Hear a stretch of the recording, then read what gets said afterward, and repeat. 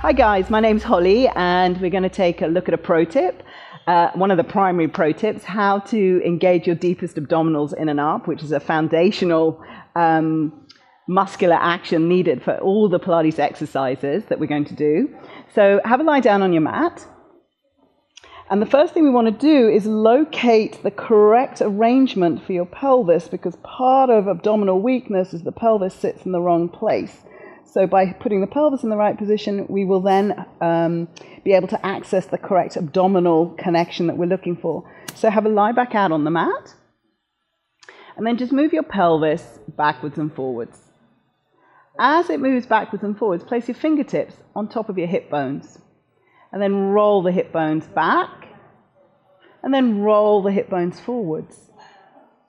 Roll your hip bones back, and roll your hip bones forwards. As your hip bones roll back, you'll notice your lower back starts to come towards the mat. As you take your hip bones forward, you'll notice your lower back lifts off the mat. Well, somewhere between those 2 points is our ideal setup for the pelvis in order to recruit the deepest abdominals in and up. So where is that point? If you start to draw your hip bones back in towards the mat, there's a spot right where your sacrum, which is the bony triangle that sits in your pelvis, is on the mat. Right here, my sacrum isn't on the mat. But if I start to roll back just a few more degrees, drawing the hip bones this way, my sacrum is on the mat. Now, if I go beyond that, I've now tipped my whole pelvis and my back is being forced into the mat. That's too far. So you want to make sure that you are not arching your back, and you want to make sure that you haven't tipped your pelvis. This is glutes.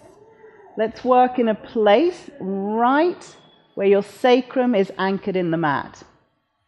A nice way to have that imagery is imagine your knees are ski slopes, and you're skiing down the ski slope through your hips and drawing into the mat. And you'll know you're in the right position then. If you've got a little ridge here, and you can't get past your little hip bones, then you've hit the deck. So let's get back and back.